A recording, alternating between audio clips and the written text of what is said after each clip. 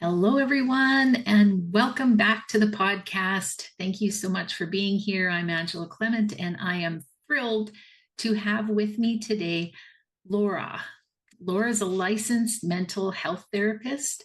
She's a clinic coach, grief coach, and mentor, and after loss professional, yoga instructor, and an author.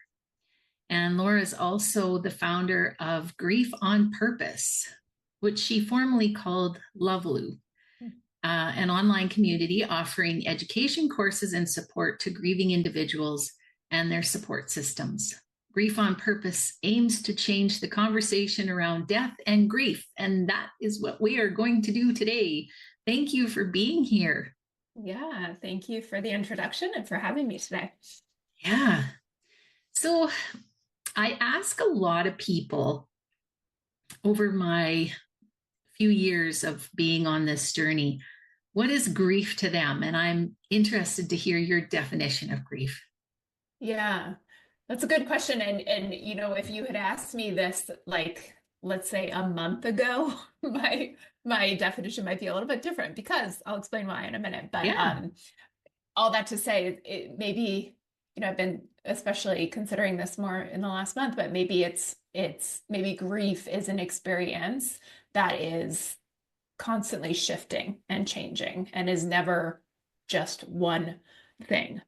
Um, Historically, I'll just speak from my experience, grief has felt, if I had to summarize it, maybe heavier. It's felt more of like it's a combination of emotions, but sadness, loneliness, regret, maybe guilt, anger, can be some or all of those things packaged up in an experience. But so the quick little backstory is Mhm. I've experienced a couple of deaths in my life. The one that was the most significant for me, and the one that led me on the path that I'm on now, was the death of. It happened in 2006, and it was the death of the person who was at the time, he was kind of my on again, off again long-term boyfriend, but we had been on again, off again for 8 years at that point. And even if we were off, we were best friends. He was the closest person in the world to me. And in 2007, I think I said six, but 2007, he died. Um, so that experience in navigating that grief has really changed my world. And for a very long time, the grief around his death was what I described a second ago. Just it kind of overall felt very heavy. Um, but his birthday is actually in December. And so just recently I had um, an experience that was very interesting and different than any other experience I had had as it relates to the grief before. But that day of his birthday, I was feeling really good. For the first time in a long time, I woke up that day and didn't immediately think this is his birthday. It wasn't until a couple hours had passed. I'm like, oh yeah, today's that date. Today's his birthday. But I was feeling positive, and I listened to a song on repeat that he loved, and the overall experience was one of like joy and excitement.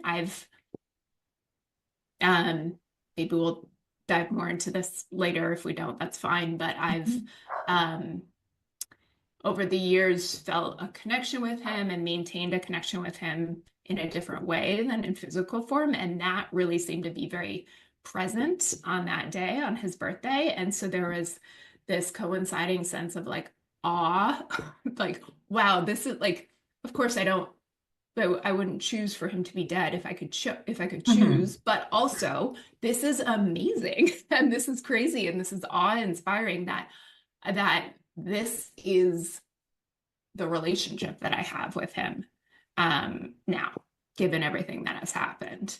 So that was that I lumped all under the broad umbrella title of grief and experience that as grief in a very different way, as I said, than I had in the past.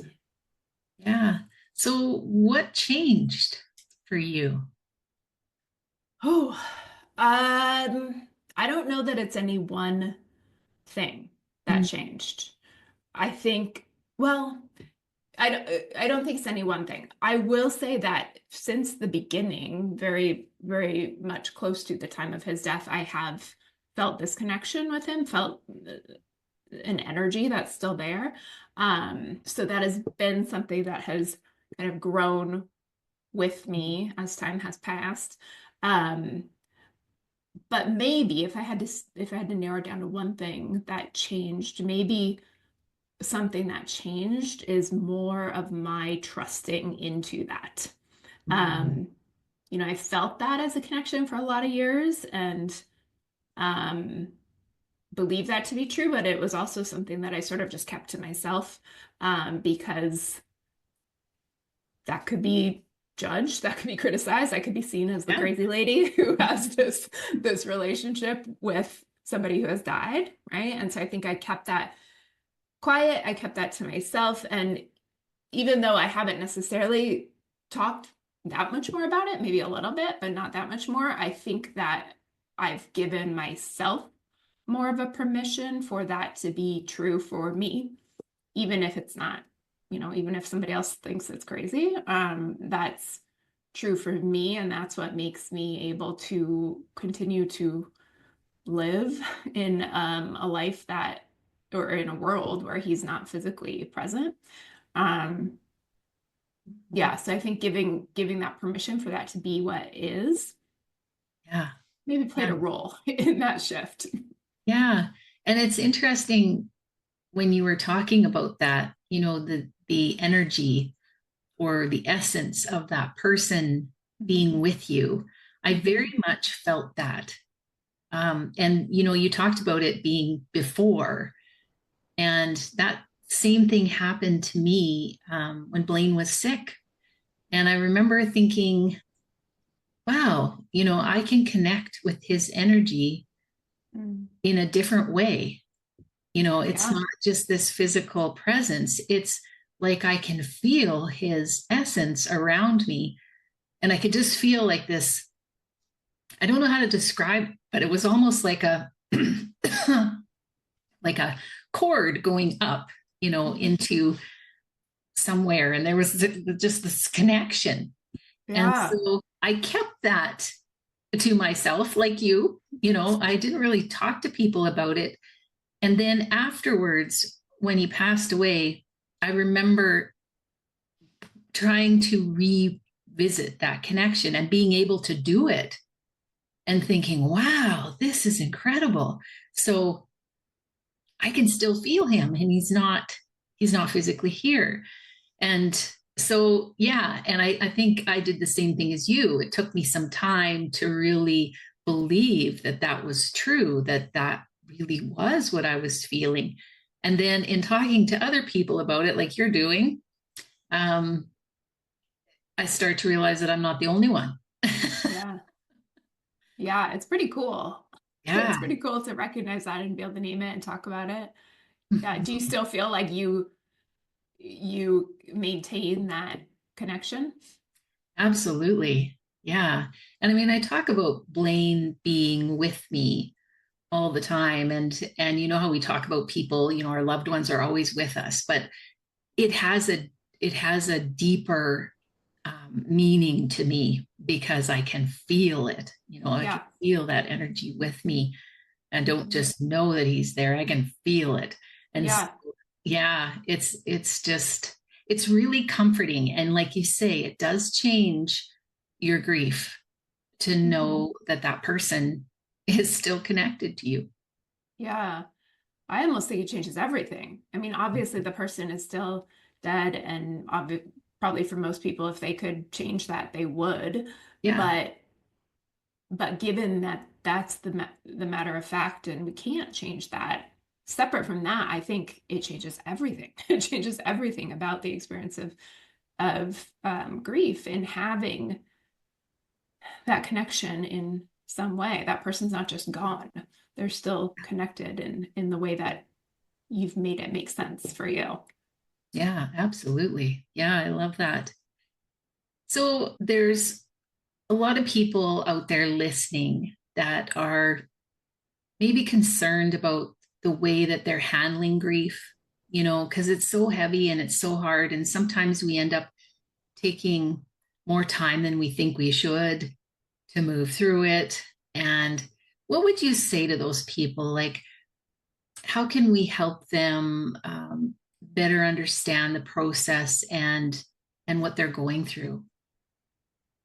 Well, there's no one way to grieve. There's not a right way, there's not a wrong way. There's a lot of different variables that go into grief, depending on your relationship with the person who died, depending on other past deaths you may have had or not had, depending on belief systems, depending on there's infinite number of factors I feel like that could go into it. And so that means there's infinite number of ways that somebody might grieve.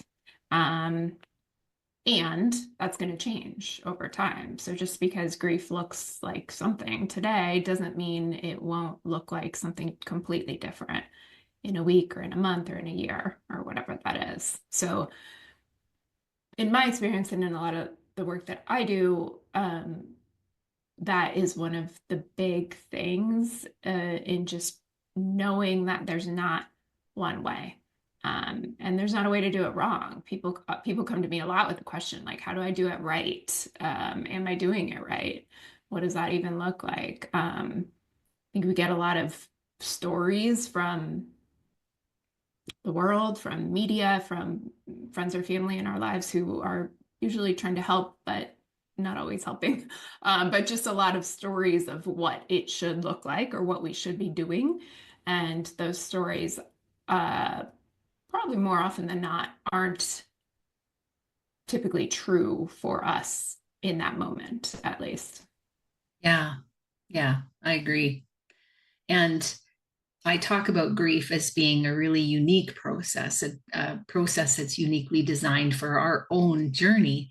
And so what we're saying is the same thing. There's no wrong way to do it because Mhm. it's your journey. Yeah. Yeah. And only you are the one that can move yourself through it because it's your relationship. It's your sorrow, it's your anger, it's your jealousy, it's your emotion that's coming up and giving you those messages and helping challenge your beliefs and all of that stuff.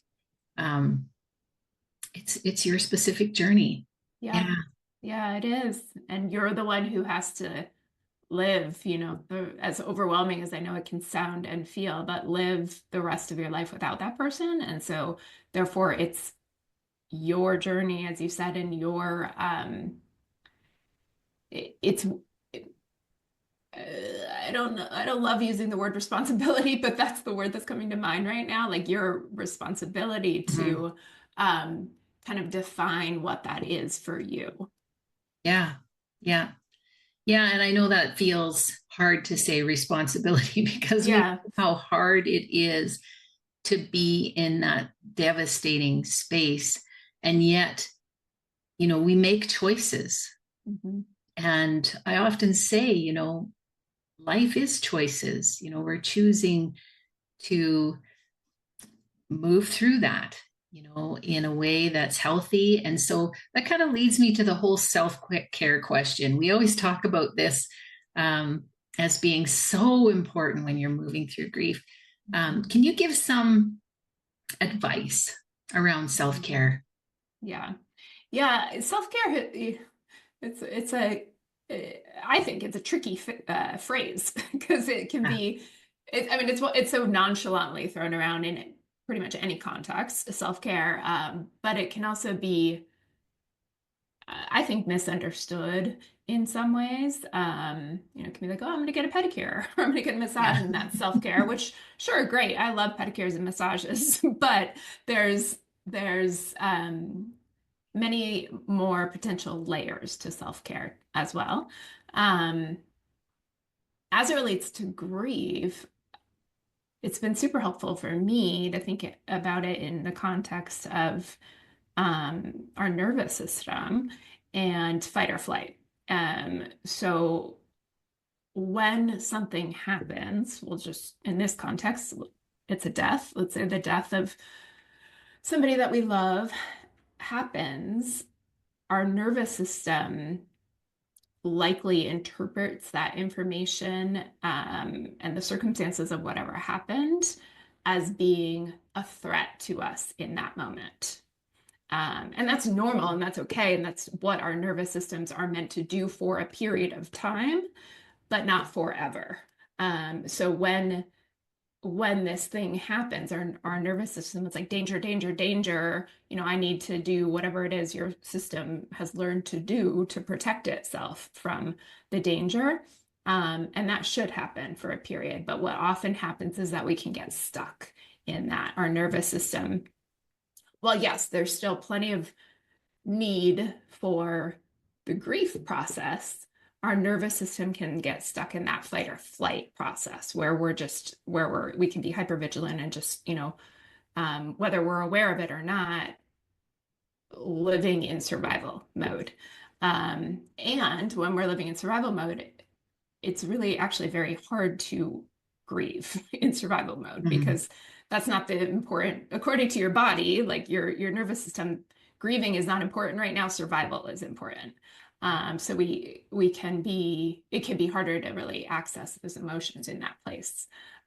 So circling back to the self-care in whatever that means for you, because this is going to mean a lot of different things to a lot of different people. But for me, thinking about self-care as a way to calm my nervous system, as a way for me to teach my body and my system that while, yes, this terrible thing has happened, I am physically safe in this moment. My life is not being threatened in this moment. Then with practice, I can teach your nervous system that it's okay to relax. You can calm down. And then from that place, once we can get there, everything's a little easier. Grief still sucks and can still feel really, really, really hard, but it's easier to be in if our system isn't on high alert.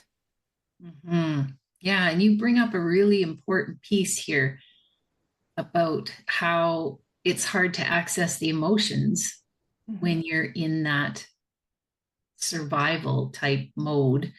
Yeah. And we can't process the emotions if we can't access them. And so that is a tricky place to be. And yes, people do get stuck in that. Yeah. Yeah. Some people can be stuck there for their whole lives. Whether that's related to grief or anything else, because our speak very broadly, but in general, the way our world is set up right now doesn't necessarily support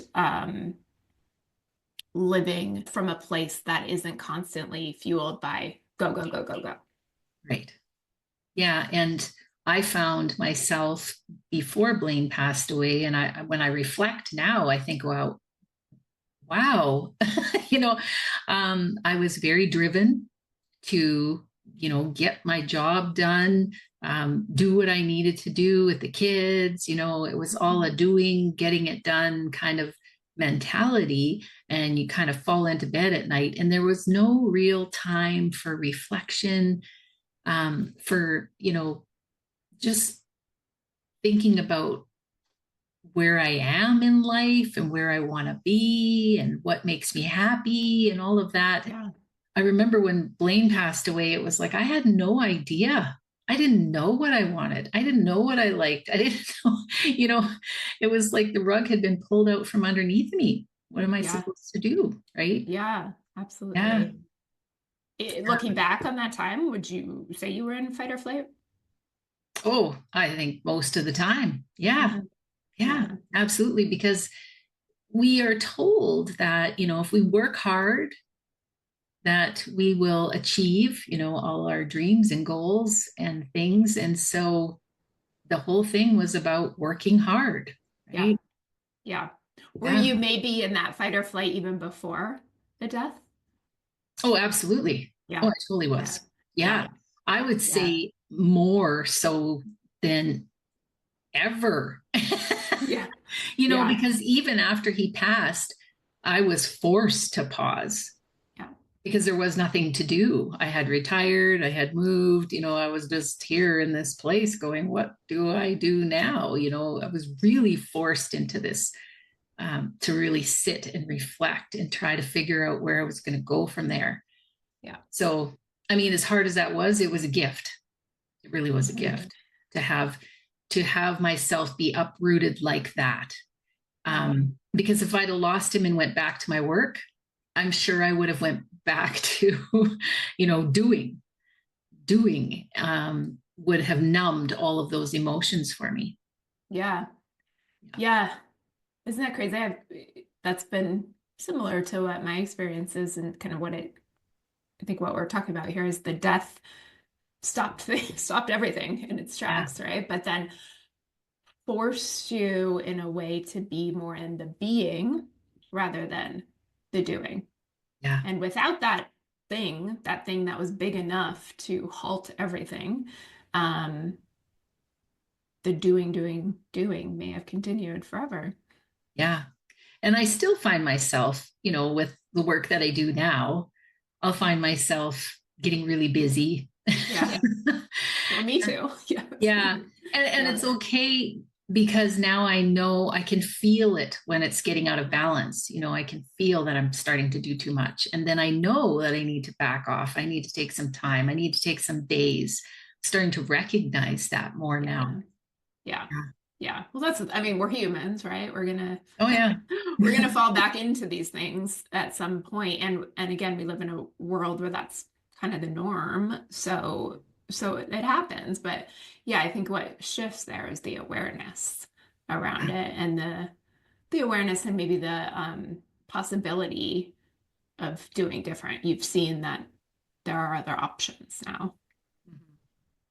Yeah. And I think, you can, when you've had everything ripped away from you like that, you have a choice, Mhm. of what you do next. And I realize that life is too short to do things we don't like to do, Yeah. and so I Yeah. start to think a lot about, what do I like to do? And maybe I need to start choosing a little bit more of that. Yeah. So I I know you've had a little bit of experience with yoga, Hmm. and I'm curious your take on that and how it helped you with your journey. Hmm. Just so I have some context here, do you have any experience with yoga at all? Very little. I mean, I've done some yoga, but Hmm. I don't have a practice. So Hmm. Yeah. Yeah. So in my experience, yoga and my yoga practice has been by far the most helpful and transformative thing for me in learning how to be with my grief. Um, but I also think it's important to clarify that when I say yoga, I don't just mean the physical poses, because that's often, if somebody doesn't have a lot of um, experience with yoga, then 99% of the time when you say yoga, what we think of is the physical poses, because that's right. what's really prevalent for us right now, which is fine. And that's great. I love a yoga class. And that was helpful for me, being able to move my body and being able to sweat and just be in tune with um, what was going on for me physically was hugely helpful in my grief. But there's also within the yogic study, there's actually 8 limbs of yoga, or 8 topics, let's call them, of yoga. And asana, which is the physical poses, is only one of 8. So the 7 other limbs of yoga, in my experience, were also hugely helpful in my study and practice of those, in me learning how to be with my grief. Um, they each limb teaches something different. So it's hard to summarize in just a couple sentences, but overall, I think the big takeaway for me from using my yoga practice with my grief was in learning how to how to be with something that was really uncomfortable. Learning Mhm. how to soften around the edges of that, how to be with something that I was resisting with every part of me, learning or not learning, but becoming more aware of all the places that I was resisting reality, where I was saying, well, this shouldn't have happened. This shouldn't be this way. It should have, da da da da, all of that. Becoming aware of that, the fact that I was doing that, and then becoming aware of the added layers of suffering that was causing for me, and that was optional. The pain of the death, that was factual that it happened, but the other layers of suffering that I was adding, it was something I was doing. It wasn't factual, it was something I was creating. So in learning that and being able to understand that that's what I was doing and that I had the ability to make different choices around that, that was the piece that was huge for me with my grief. Right. Yeah. I've heard many times, that people turn to yoga for grief, and I can see where it is so helpful because what you're describing there, and you've very eloquently just described what yoga has done for you, probably better than I've ever heard it described before. Oh, thank you. Yeah. And it's just, I feel the same way. Now, I don't have a yoga practice, but there was something called the wonder method that made me sit with those emotions. And it was a special breathing technique that I learned, and not many people know about it, but Yeah. it gave me that opportunity to really visit those places and spaces, like you say, that are so uncomfortable, and think about what my thoughts were doing to me, and how I could change my thoughts. Like you say, it's all about choice. So, Mm-hmm. yeah, yeah, I love the way you describe that. And, I encourage people to, I know that a lot of people are going to resonate with what you're talking about here, Mm-hmm. and they can hear the wisdom in your words. I know that. Oh, oh, well, So thank you. tell Yeah. them more about, how people can work with you. Yeah, so a few different ways. So I'm actually in the process of writing a book that's called The Yoga of Grief that kind of breaks Nice. down everything that I just very broadly summarized, but all the limbs of yoga and how those apply to grief, and then specific practices people can do on and off the mat. So also side note to say there, it can still totally apply to anybody, even if they never have done yoga before or have zero interest in ever doing yoga, because a lot of it is not, as I said, not about the poses. It's about Yeah. the rest of it. And that can be done off of the yoga mats. No problem. So the book to be released at some future Yeah. date. Then following me on social media, on Instagram at grief period on period purpose. There's lots of different bits of info I share on there, some yoga related, some not. Um, and then also online on my website, which is griefonpurpose.com, I've created two courses, so self-guided courses. One is on grief, one is on trauma, and then corresponding or not, it's up to the person, but journals, so hard copy journals that can go with the course or can be done, somebody can work through those on their own. And I'll say that both the courses and the journals were created and really inspired by not just my personal experience, but also my, over a decade long of working as a therapist and kind of collecting all of the common questions and misunderstandings that I heard from my clients over and over the years, both about grief and trauma coming up. And I've kind of curated those all into the course and the journal so that somebody theoretically could work. Not that therapy is bad. I love therapy. I'm a proponent of therapy, but I know Mhm. that not everybody's going to go to therapy. So kind of giving people who, for whatever reason, aren't ever going to go to therapy, those tools to use and work through and better understand on their own time and on their own terms. Yeah. Yeah. And I encourage people to follow you so that they can, because I think this book is going to be really helpful. Yeah, well, that's the hope. Yeah. I hope it will be.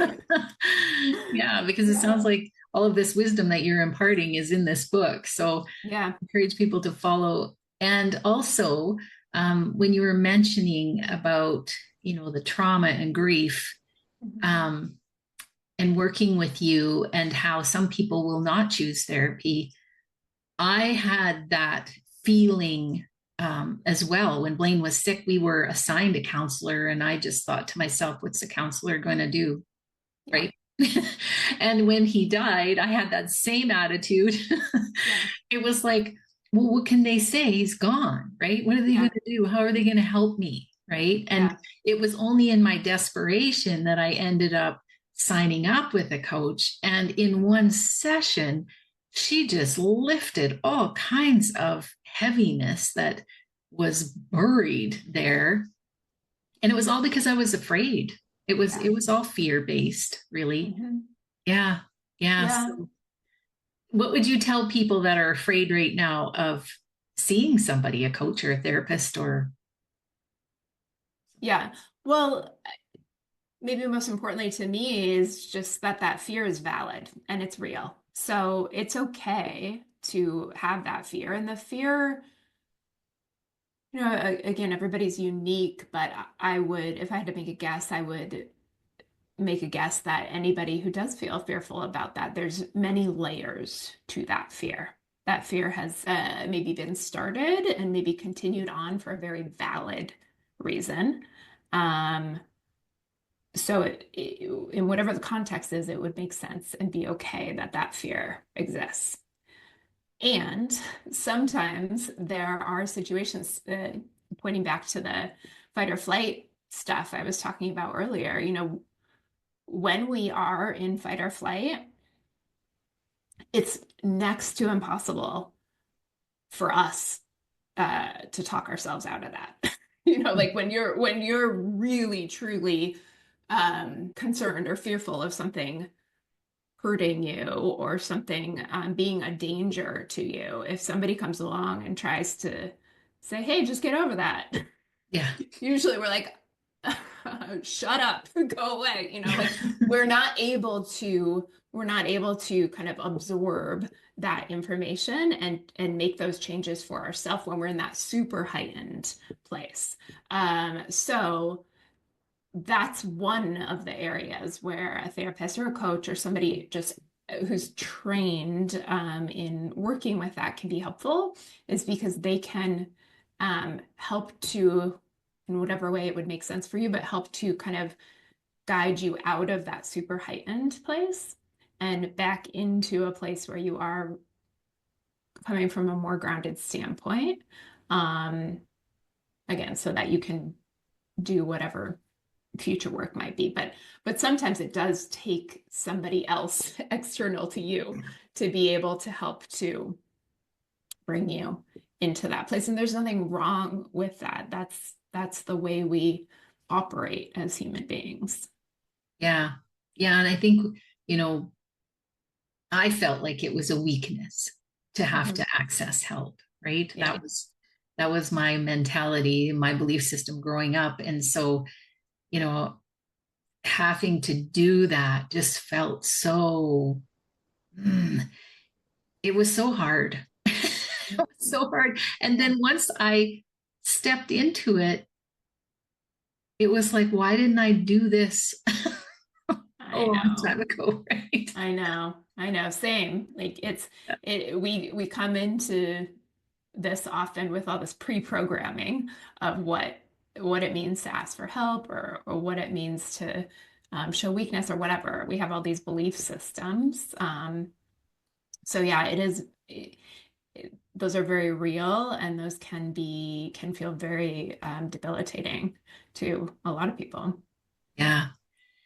Yeah. And I know that, I really resonated with this coach. I resonated with what she was saying. And so I encourage people, if you're listening to Laura right now and you're thinking, wow, she's really, I feel really connected to her, or I like what she's saying, or I resonate with her, then I'm encouraging you to check out her social media and to go give it a try, see how it helps. Yeah. Yeah, thank you. I try not to be scary. I mean, I get the, I get the truth that, as we were saying, it can be really scary for people.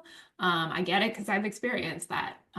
But part of my hope, in my approach is to make it as like make the work I do as practical, realistic, down to earth, um, and non intimidating as possible.